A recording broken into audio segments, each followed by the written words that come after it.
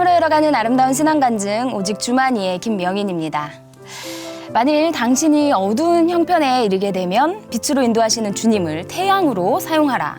또한 당신의 인생 항로에 갈 길을 잃어버리거든 주님을 인도자로 삼아라. 그는 당신을 인도해 주실 것이다. 주님은 당신이 구하는 바로 그것이다. 모든 일이 하나님의 간섭 없이는 이루어지는 것이 없다. 스펄전이 남긴 말입니다. 네, 우리의 인생 항로에서 주님의 간섭함이 없다면 아마 우리는 폭풍 우치는 망망대해를 표류할 수밖에 없을 겁니다. 이 두렵고 떨리는 망망대해와도 같은 인생의 항로에서 부활하신 예수님을 만나 탄탄대로의 삶을 살아가고 있는 우리 이웃들을 만나는 시간입니다. 삶으로 열어가는 아름다운 신앙간증 프로그램 오직 주만이, 오늘도 아름다운 믿음의 사람들과 함께합니다. 먼저 이 자리 은혜롭게 채워주신 분들과 인사 나눌게요. 춘천 한마음교회 성도님들입니다. 반갑습니다.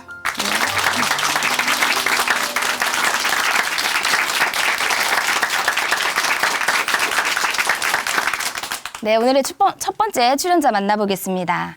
네, 우리는 예수님이 부활하신 것을 믿습니다. 그런데 간혹 예수님의 부활을 머리로만, 지식으로만 알고 있는 분들이 간혹 있는데요. 오늘 만나게 될 이분이요, 바로 예수님을 믿으면서 판단은 내가 하고, 또 예수님이 왕이라고 입으로 시인했지만요, 내가 왕노릇했던 그 지난 일들을 회개하고 온전한 주의 자녀가 되셨다고 합니다. 그 사연 함께 만나보겠습니다. 춘천 한마음교회 조난희 자매님, 큰 박수로 모십니다.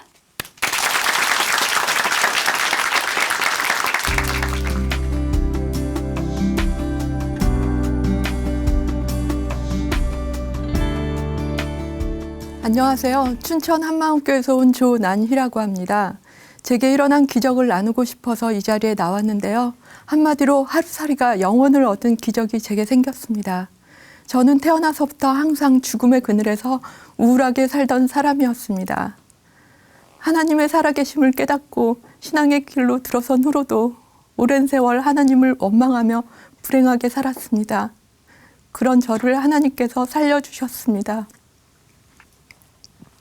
저는 술주정과 노름판이 난무하는 산동네 판자촌에서 태어났습니다.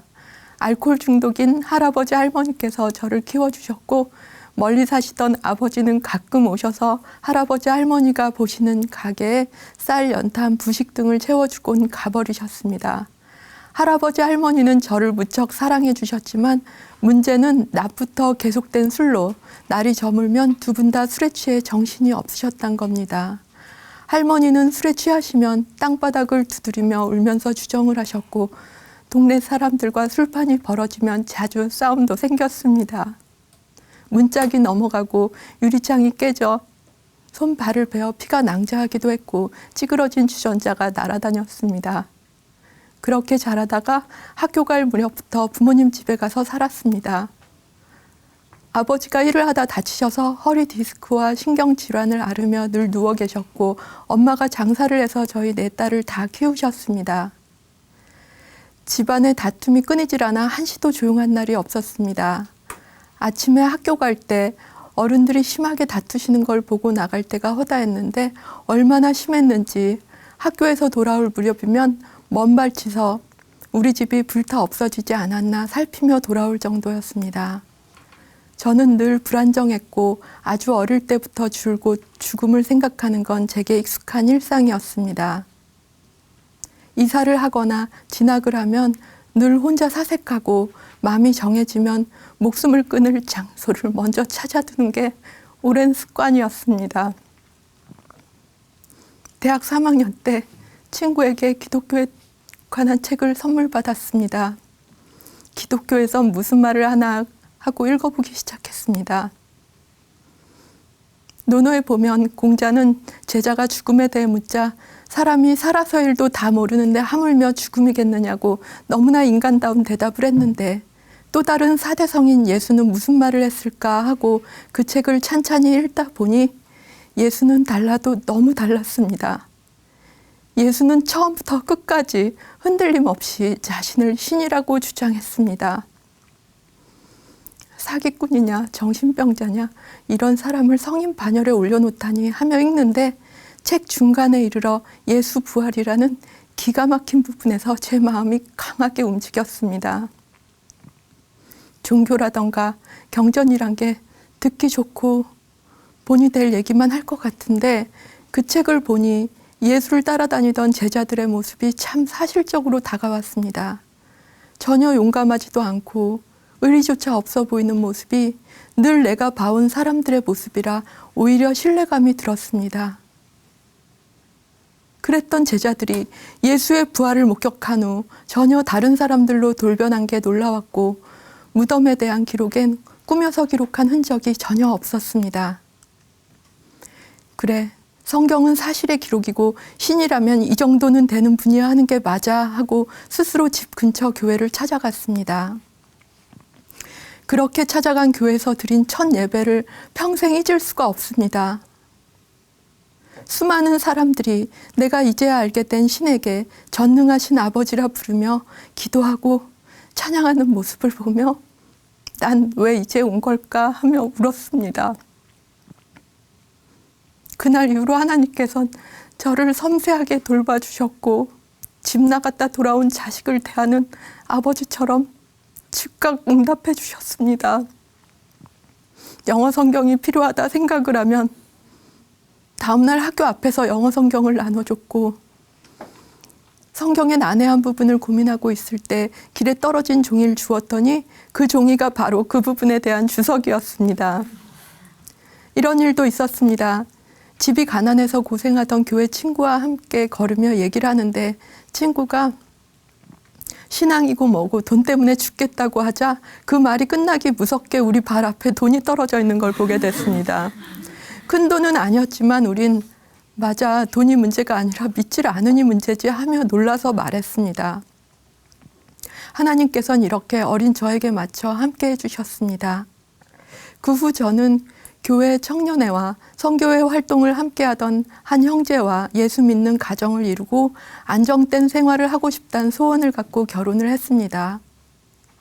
하지만 남편과 저는 교제 때부터 징조가 보이더니 날이 갈수록 갈등이 심해졌습니다. 맞이의 형편상 밖으로만 돌며 살아온 저는 몸도 약하고 살림도 서툴러서 막내의 세밀한 성격의 남편과는 하나부터 열까지 뭐든 쉽게 넘어가지는 법이 없었습니다. 저는 스트레스로 항상 몸이 아팠고 모든 게 벅찼습니다.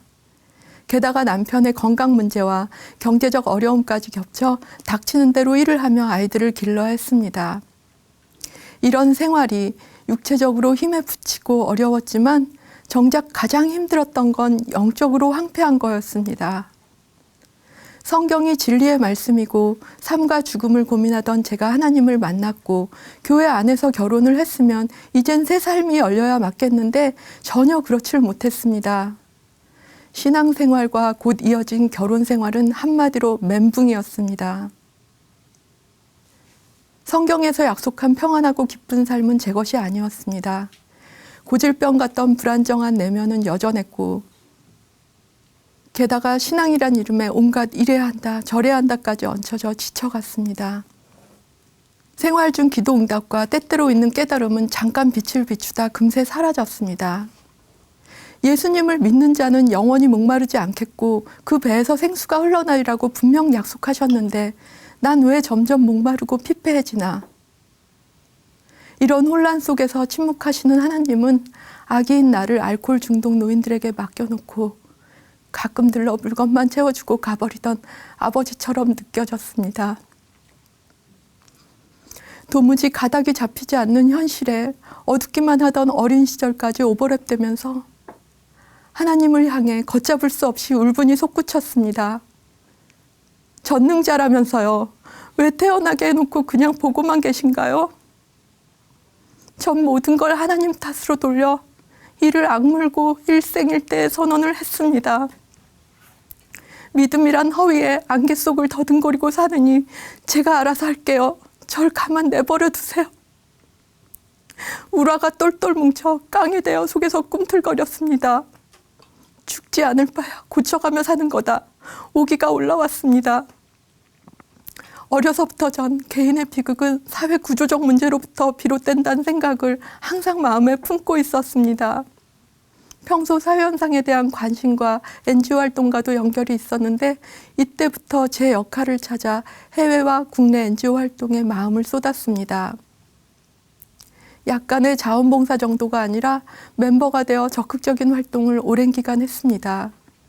일을 하다 보니 필요가 생겨 사회복지와 청소년학도 공부하게 되었고 점점 이 분야 업무를 집중적으로 하게 되었습니다.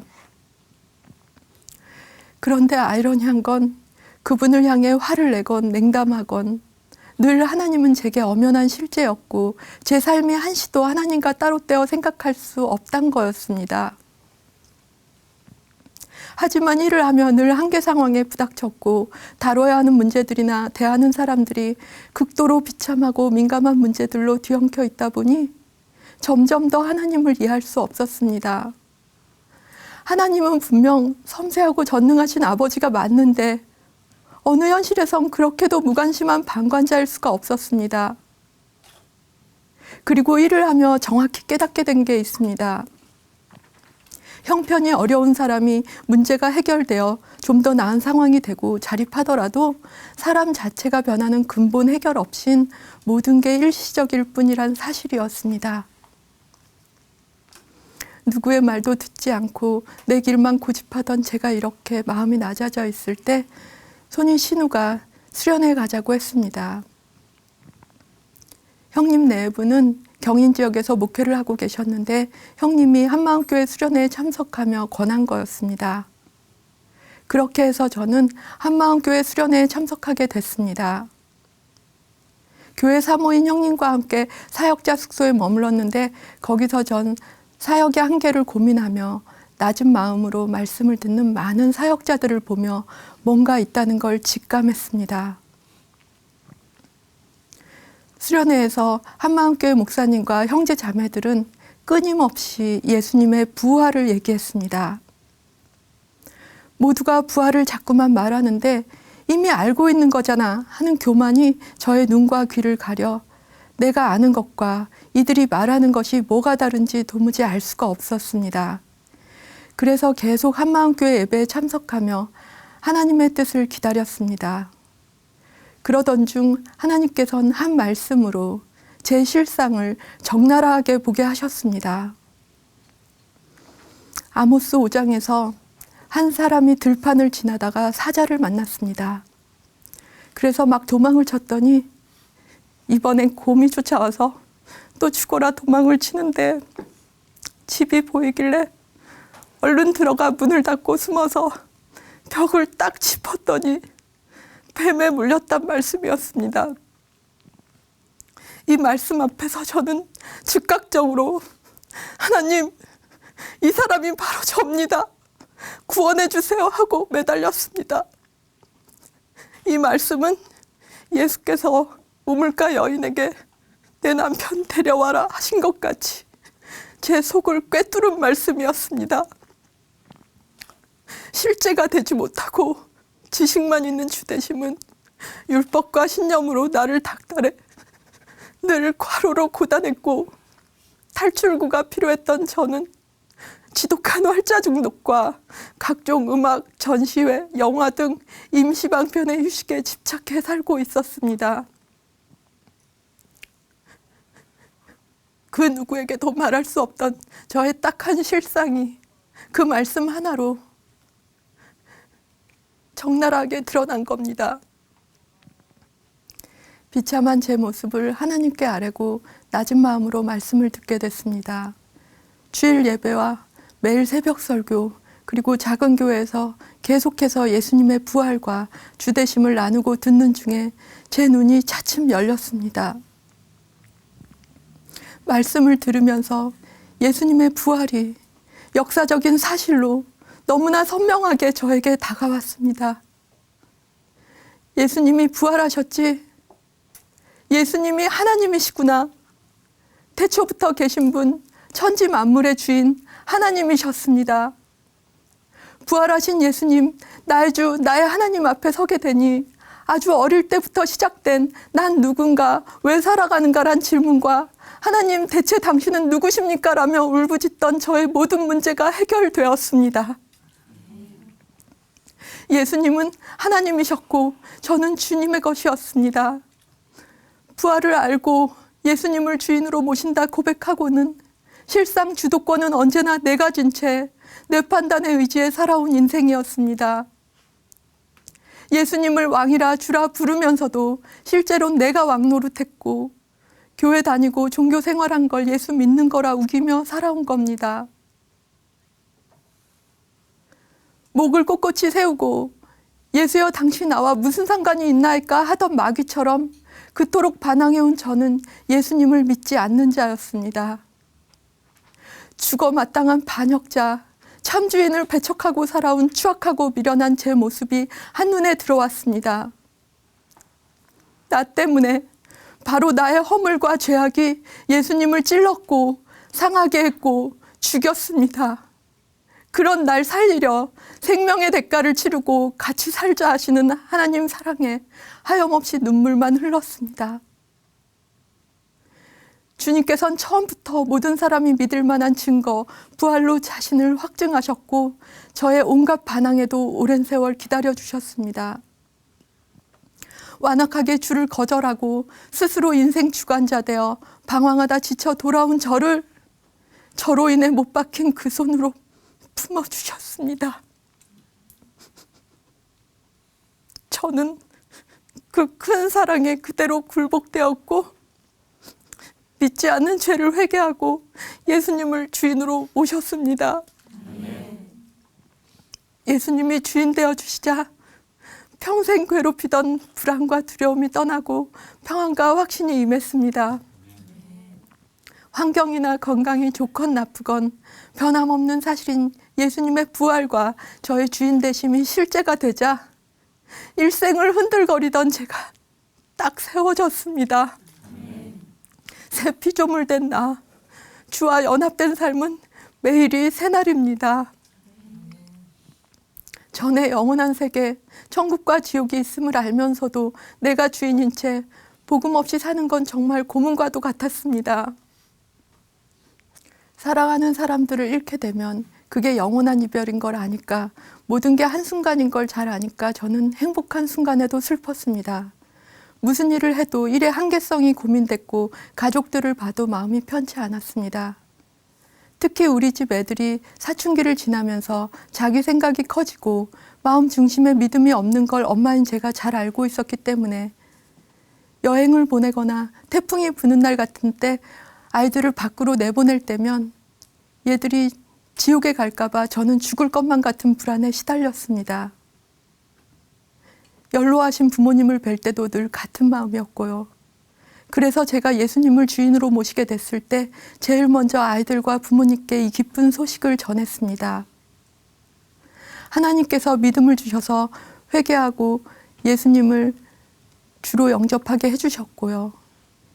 이 모든 과정이 더디고 엎드림의 연속이었지만 온 우주를 통틀어 사랑하는 이들에게 가장 소중한 걸 전하게 해주신 하나님을 찬양합니다.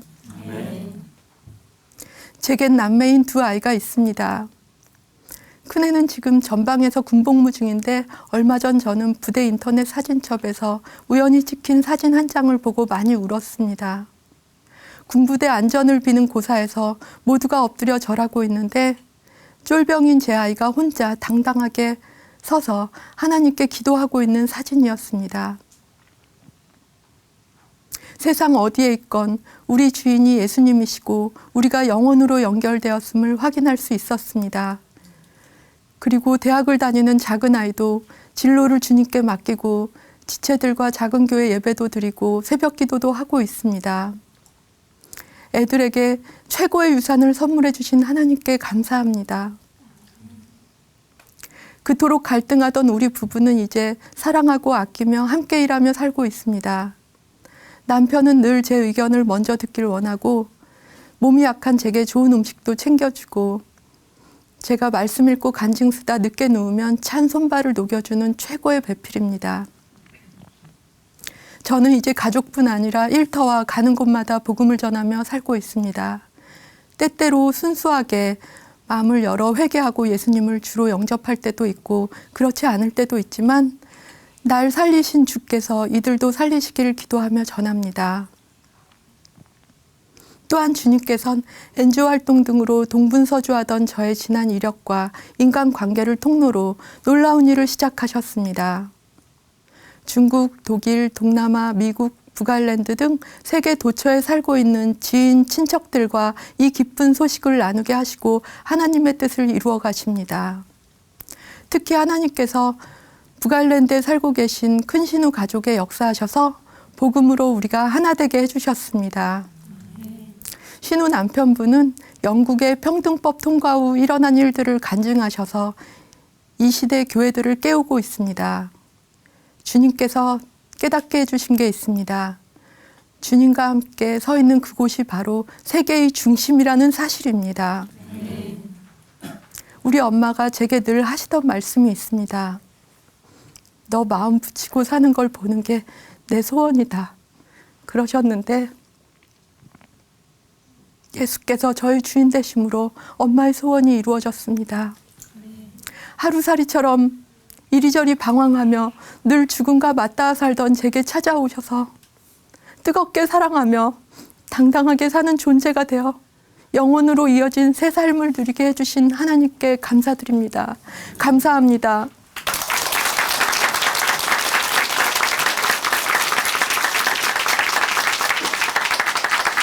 네, 간증 감사합니다. 복음을 받아들이고 하나님을 믿으려고 교회 나오시는 분들 중에요. 하나님을 인격적으로 만나지 못한 분들 가끔 있죠. 오늘 조난이 자매님의 이 간증이요. 아마 그런 분들을 대표한 간증이 아닌가 싶습니다. 하나님께서 자녀로 정하셨으니 우리는 어디에도 도망갈 수 없겠죠. 네, 조난이 자매님 이제 진정으로 하나님 품에 안기셨는데요. 네, 앞으로도 계속 굳건한 믿음으로 나아가시기를 응원하겠습니다. 조난이 자매님께 다시 한번 큰 박수 보내드릴게요.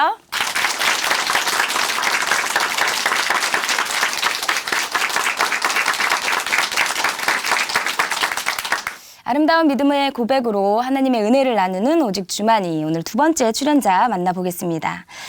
이분은요, 대학생 때 사역에 대한 비전을 가졌습니다. 하지만 그것은요, 늘 마음의 짐으로만 남게 되고요. 현실적 상황에 맞춰서 삶을 살아가게 됩니다. 그런데 삶이 힘들어지자 그 사역자의 길을 가지 않음이 죄책감이 되어서요, 이분의 발목을 늘 잡았다고 합니다. 그러나 예수님을 마음의 주인으로 모신 사람은 모두가 다 사명자임을 깨닫고요. 지금은 진정한 사역자로서 기쁨과 자유함을 누리게 되었다고 합니다. 그 사연 함께 들어보겠습니다. 춘천 한마음교회 성승배 형제님 박수로 모십니다.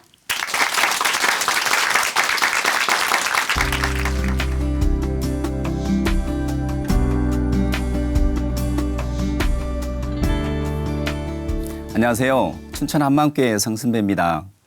사역자를 헌신했지만 그 헌신대로 살지 못하여 항상 마음에 짐이 있었는데 부활하신 예수님을 인격적으로 만나 그분을 제 마음의 온전한 주인으로 모심으로 제 인생 전체가 주님의 것이 되어버린 행복하고 깊은 사명자의 삶을 살게 되었습니다. 저를 이렇게 변화시킨 이 복음을 함께 나누려고 합니다.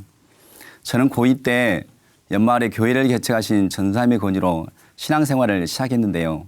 처음부터 별 거부감 없이 성경이 잘 믿어졌어요. 그해 겨울방학 때 간 수련회에서는 큰 은혜를 받았는데요. 병원에서도 왜 그런지 이유를 알 수 없다는 허리 통증이 말끔히 사라졌고, 꽃들이 노래하고 나무들이 춤을 추고 돌들이 소리 지른다는 게 무슨 말인지 알 것 같은 큰 기쁨을 체험하게 되었습니다. 이런 기쁨으로 토요일마다 전도를 다녔는데 어느 날 자기는 예수님을 믿고 싶은데 믿어지지 않는다고 말한 사람을 만나게 된 거예요. 아니, 믿으면 믿는 것이고 안 믿으면 안 믿는 것이지 믿으려고 하는데 안 믿어진다? 이런 경우는 뭐지?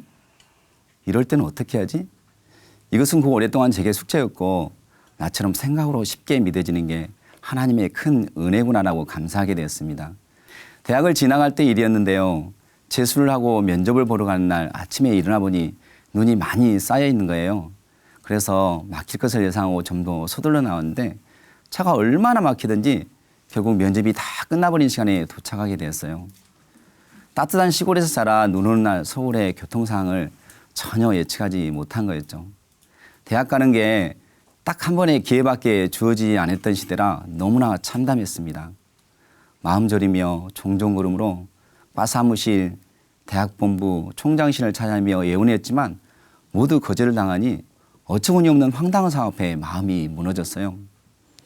좀 더 빨리 나오지 못한 것에 대한 자책과 부모님께 대한 죄송함과 내 인생이 이대로 끝날 것 같은 절망감에 쏟아지는 눈물을 주체할 수 없었어요. 마치 미친 사람처럼 울다가 웃다가를 반복한 사이에 영등포역에 도착하니 그때 어떤 사람이 예수 믿으세요 라고 하면서 전도지를 주고 가는 거예요. 거기에는 수고하고 무거운 짐진 자들아 다 내게로 오라. 내가 너희를 쉬게 하리라는 말씀이 적혀 있었는데요. 그 말씀을 보는 순간 그 말씀이 그대로 살아서 제 속에 돌아와 버리면서 저도 모르게 눈이 딱 감아져 버렸어요. 그 순간 온 사방에 있던 빛들이 저를 향해 쏟아져 내려왔고 그 황홀함 속에서 저는 그곳에 깊이 박힌 기둥처럼 서서 점점과는 전혀 다른 이유를 알 수 없는 감격과 환희의 눈물을 펑펑 쏟아내었어요. 정말 순식간의 반전이었죠.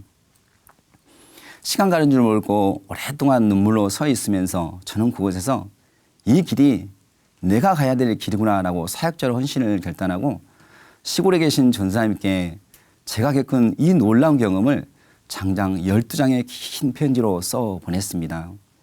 그리고 곧바로 신학대학 원서를 사들고 내려가 부모님께 말씀을 드렸더니 세상적인 성공을 기대하셨던 어머니는 화를 많이 내셨고 아버지는 아예 몸져 들어눕게 되셨어요. 이런 모습을 보며 며칠 동안 고민하다가 전도사님과 상의한 끝에 대학은 일반 대학을 가고 대학원을 신학대학원으로 가기로 마음을 바꿨습니다. 대학 졸업 후 신학대학원 시험을 봤는데 떨어졌어요. 다른 길은 별로 생각해 본 적이 없었는데 난감해지더라고요. 그때 주위에서 직장 생활을 해보고 목회를 하는 것도 좋다는 조언들이 있어 회사에 들어가게 됐습니다. 딱 3년간만 다니고 신학을 하자라고 마음으로 결정을 했죠. 그런데 회사 다닌 지 얼마 되지 않아 제가 가려고 했던 신학대학원 안에 선교대학원이 생기게 된 거예요. 사실 제가 헌신했을 때 선교가 더 마음에 다가와 중국 선교를 위해 대학 때도 중국어를 전공했는데 딱 제가 갈 대학원이라는 생각이 들어서 바로 들어가게 됐습니다. 기대를 가지고 들어갔으나 막상 다녀보니 바쁜 회사 일정으로 두 가지를 병행하기가 쉽지 않았어요. 그래서 다 마치지 못하고 나중을 기약하며 휴학하게 됐는데 그 후 곧 결혼도 하게 되고 회사에서 승진도 하게 되니 복학이 점점 뒤로 미루어지더라고요. 교회에서는 선교대학원을 다녔다는 이유로 중고등부와 청년부 전도사 사역을 맡겨주어서 10년 이상 하게 됐는데 이 전도사 사역은 나도 사역을 하고 있다는 나름 합리화를 갖게 해주었지만 신앙을 하지 않고 있다는 짐은 늘 마음 한켠에 남아 있었습니다. 그러던 어느 날 형님의 사업과 맞물려 보증을 쓴 것이 잘못되어 하루아침에 전 재산이 날아가고 빚까지 지게 되었어요. 이 일 때문에 돈을 더 벌어야 되는 상황에 직면하게 되니 복학할 마음까지 점점 멀어지더라고요. 월급으로는 도저히 빚을 해결할 수 없을 것 같아서 잘 다니던 회사를 정리하고 사업을 시작했어요. 빠른 복구를 위해서 빚을 얻어가며 주식도 시작했는데 주식은 또 다른 큰 수렁이었습니다. 급기야는 여러 개의 카드를 돌려막아야 될 상황에까지 이르게 되니 스트레스가 극에 달해 결국 뇌출혈로 쓰러지고 말았어요.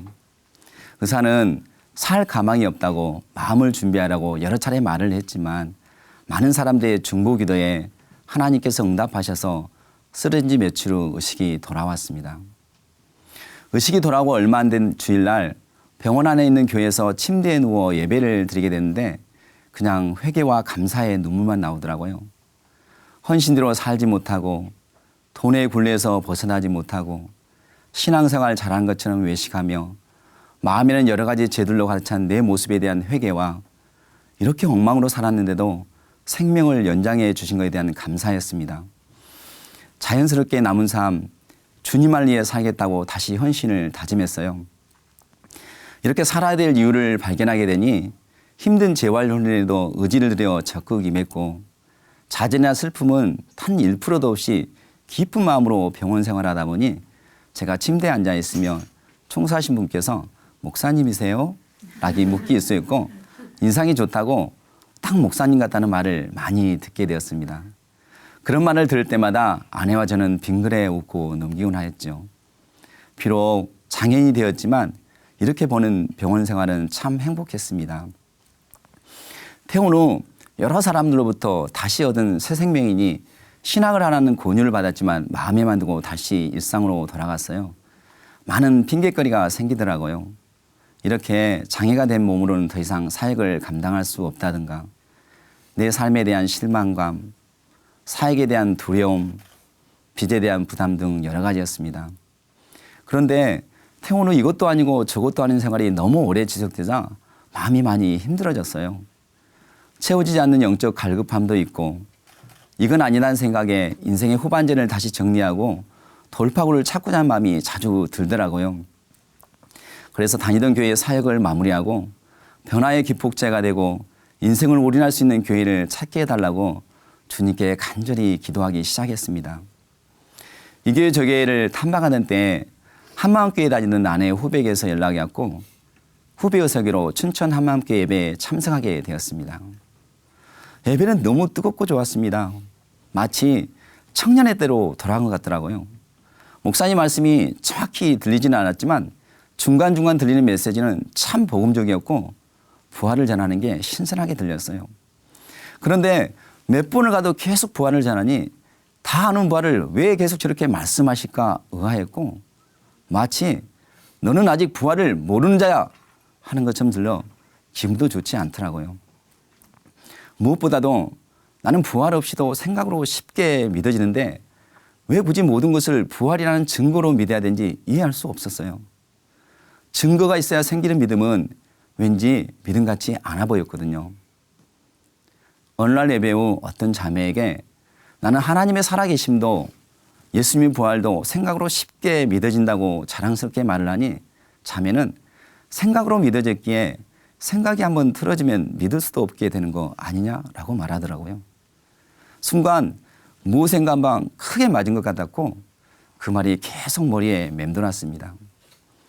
저는 그때까지 생각으로 쉽게 믿어지는 게 제게 주신 하나님의 특별한 은혜라고 여기고 있었는데, 곰곰이 생각해 볼수록 자매의 말이 맞는 거더라고요. 확실한 증거 없이 생각에 의해 믿어졌기에 하나님을 부정할 만한 어떤 사건에 직면하게 되거나 미디어나 책이 논리적인 사례를 들어가며 반박할 때 저도 순간적으로 생각이 바뀌는 것을 종종 경험하곤 했거든요. 그럴 때마다 저는 눈을 지그시 감고 들어오는 의심을 날려버리곤 했지만요. 그러면서 중고등학교 시절 그렇게 뜨겁게 신앙생활했던 애들이 성인이 되어 만났을 때 왜 신앙의 길에서 떠난 사람들이 많은지 알게 되더라고요. 생각과 느낌, 감정과 체험 등으로 믿었기에 생각이 바뀌고 느낌이 안 오고 감정이 사라지고 체험이 없어지면 신앙의 길에서 떠날 수도 있다는 것을 알게 되었습니다. 그래서 어떤 상황에도 지배받지 않고 어떤 것에도 흔들리지 않는 확실한 증거가 필요한 거였구나. 자연스럽게 목사님과 작은교회 일꾼이 그렇게 강조하던 부활이 제가 알고 있는 부활과 도대체 무슨 차이가 있는지 한번 깊이 알아봐야 되겠다는 생각이 들더라고요. 그래서 사복음서를 중심으로 살펴보기 시작하다가 저는 깜짝 놀라고 말았습니다. 저는 한 번도 제자들이 예수님의 부활을 믿지 않았을 거라는 생각 자체를 해본 적이 없었는데요. 예수님께서 죽으시고 부활한다고 말씀하실 때 분명 다시 살아난다고 말씀하시는데도 그런 일이 일어나면 안 된다고 말하거나 매우 근심하거나 무슨 말인지도 몰랐거나 깨닫지도 묻기도 두려운 거였어요. 놀란 것은 다른 제자들이 부활하신 주님을 만났다고 말하는데도 거짓말이라고 믿지 않았고, 더 놀란 것은 제자들의 눈앞에 부활하신 주님이 직접 나타나는데도 귀신인가 하고 의심하는 거였어요. 어떻게 이렇게 부활을 믿지 못했지? 정말 충격이었습니다. 부활을 이렇게 믿지 못했다는 것은 그들이 아직 예수님이 누구신지 정확히 몰랐다는 것 아닌가? 저는 한때 그렇게 많은 예수님의 기적을 직접 눈으로 보고도 십자가 앞에서 죽음이 무서워 다 도망갈 수 있을까? 의문을 가진 적이 있었는데요. 예수님이 누구신지 정확히 모르는 상태에서 예수를 위하여 자기의 하나밖에 없는 생명을 던질 사람은 아무도 없겠더라고요. 그러면서 저를 보게 되었습니다. 이렇게 제자들도 믿지 못한 부활을 나는 어떻게 그렇게 생각으로 쉽게 믿게 되었을까? 이때 비로소 제가 알고 있던 부활은 제자들을 굴복시켰던 부활이 아니라 그냥 부활에 대해서 하는 거였고, 하나님이니까 부활할 수 있었지 하는 막연한 생각을 하고 있었다는 것을 알게 되었습니다. 그런 토대에 출발한 제 믿음 또한 지식적인 믿음이다 보니 제게 복음의 능력이 나타나지 않는 것은 너무나 당연했습니다. 이때부터 저도 부활이 제게 선명하게 해달라고, 부활의 주 앞에 굴복하게 해달라고 주님께 간절히 기도하기 시작했습니다. 믿음은 들으면서 생겨난다고 공동체에서 선포되는 말씀과 교제와 간증 속에서 저에게도 드디어 예수님의 부활이 이전과는 전혀 다르게 그대로 믿음으로 합이 되었습니다. 마치 세상적인 지식으로 예수님의 부활을 도저히 받아들일 수 없었던 제자들에게 예수님 부활 후 40일 동안 자신의 부활을 보여주고 또 보여주고 말씀으로 가르치며 함께 먹으면서까지 하여 제자들의 눈을 열어 부활의 주를 믿을 수 있게 해주었던 것처럼 공동체에서 계속 선포되는 말씀과 교제와 간증을 듣는 시간들이 제게는 제자들의 눈을 열어준 예수님의 40일과 같은 거였습니다. 저도 드디어 예수님 정말 부활하셨군요. 당신은 나의 주, 나의 하나님이십니다는 고백을 하며 예수님을 제 마음의 주인으로 모시게 되었습니다. 이 고백에 서보니 제 신앙생활 30년이 누가 제 인생의 주인이었는가가 너무나 분명하게 보여지더라고요. 그동안 목사님께서 예수를 믿는다는 것은 예수님을 마음의 주인으로 모신 거라고 수없이 말씀하셨는데 그때마다 저는 당연한 것을 왜 저렇게 자주 말씀하시나 했는데 부활의 주님 앞에 서보니 여태 저도 입술로만 주여 주여 하며 마음에는 여전히 내가 주인된 예수님을 믿지 않는 자였다는 게 보여지며 마음이 무너졌습니다. 하나님 죄송합니다. 하나님 죄송합니다. 이 말밖에 할 말이 없었습니다. 성경에 써있는 입술로만 주여 주여 하는 자들, 이 시대에 그렇게 사는 자들 때문에 예수님이 욕먹고 하나님의 이름이 불신자들 속에서 조롱을 당하고 있다고 분내고 그랬는데 그런 자가 바로 저였습니다. 저는 아닐 줄 알았습니다. 예수님을 믿지 않는 죄, 마음에 내가 주인 되어 살아가는 죄가 얼마나 큰 죄인지, 예수님이 죽으시고 부활하신 이유를 완전히 헛되게 하는 가장 큰 죄악이었음을 알게 되었습니다. 이것이 알게 되니 눈물로 회개가 되었고 다시는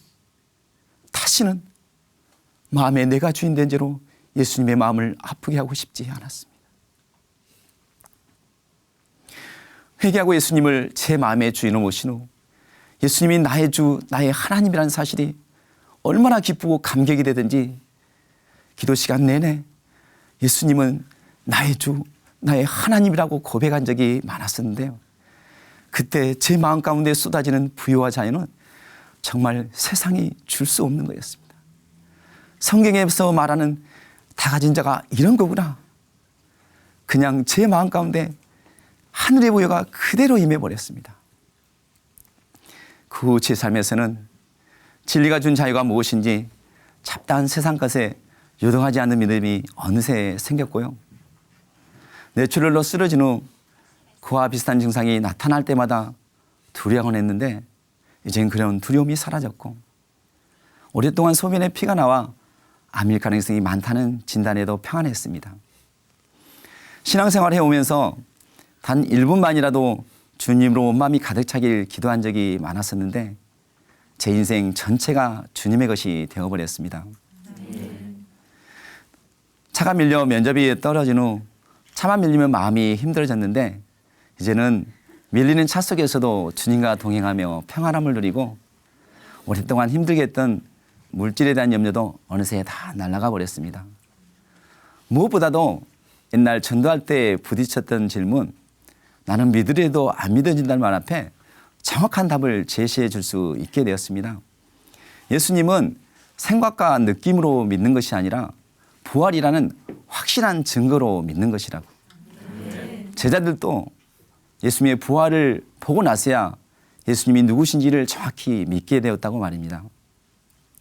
저는 하나님께 특별한 헌신을 했기에 신학을 하여 사역자가 돼야 된다는 생각이 늘 마음에 짐으로 남아 있었는데 이제 그 생각이 완전히 바뀌었습니다. 예수님을 마음의 주인으로 모신 사람은 모두가 사명자고 전신자가 사역자였어요. 이것이 바로 예수님께서 아버지께서 나를 보낸 같이 나도 너희를 보낸다는 말씀의 진정한 의미라는 것을 알게 되었습니다. 헌신은 특별한 사람들만이 하는 것이 아니라 모두가 당연한 헌신자였어요. 최근에도 지인들을 통해 신학을 안 할 거냐는 질문을 받은 적이 있지만 이제 저는 신학과 상관없이 오랫동안 남아있던 헌신에 대한 마음의 짐을 모두 날려버리고 진정한 사역자로서의 기쁨과 자유함으로 신앙생활을 하고 있습니다. 이런 기쁨으로 부활로 예수가 주인된 작은 교회를 섬기다 보니 작은 교회 지체들 모두가 부활의 증인이요 전신자 사역자로 세워져 가고 있습니다. 요즘 사람들로부터 가장 많이 듣는 얘기는 얼굴이 좋아졌다거나 뭐 좋은 일이냐는 소리입니다. 복음으로 최고 자유한 사역자의 삶을 살고 있는 결과물이라고 생각합니다. 이제 제 인생은 죽은 자와 산 자의 주가 되신 예수님 한 분만으로 충분합니다. 감사합니다.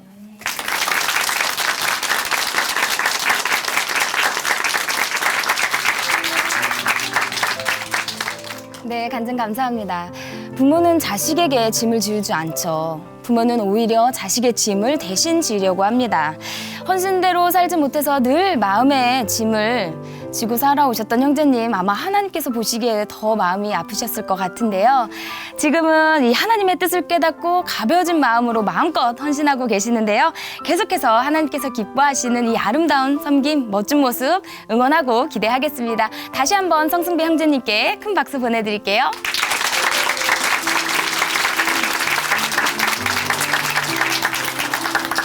하나님으로 인해 변한 삶의 고백이 있는 간증 프로그램 오직 주만이, 오늘은 여기까지입니다. 지금까지 함께해 주신 춘천한마음교회 성도님들 그리고 시청자 여러분 감사드립니다.